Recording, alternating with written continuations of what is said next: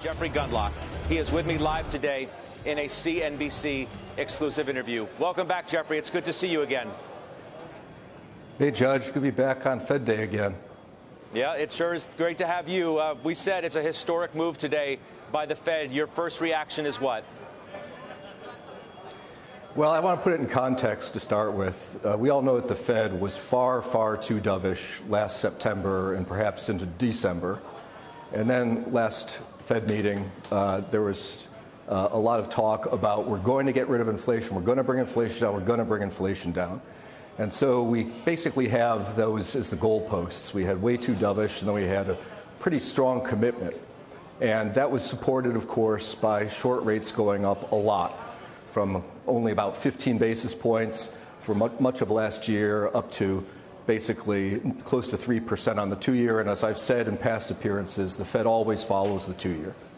But the one thing the market was really worried about, and we thought at DoubleLine overly worried about, and I think it turned out to be the case, is that everybody knows that the tools of the Fed are very blunt. And if you want to put it a little bit derogatorily, it's almost like Mr. Magoo and his jalopy. And he's driving around, and he doesn't really know where he's going, can't see that well, but he knows when he's going to hit something or after he's hit something, and the problem is there. And the markets were worried that Mr. Magoo was going to start accelerating in his jalopy in terms of perhaps talking about 75 basis points.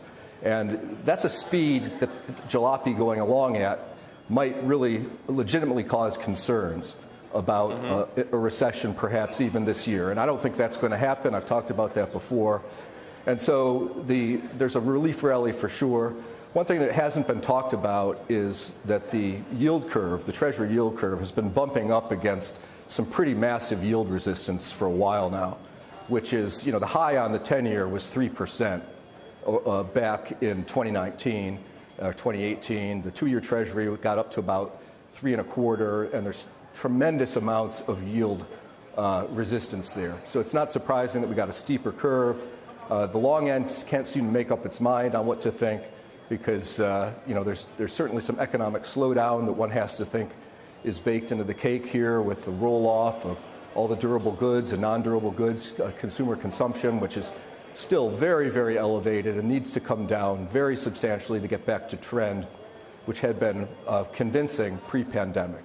So we expected a rally. I mean, I do think that we may be seeing the high in the dollar now, that we're starting to get some relief from the short end of the yield curve.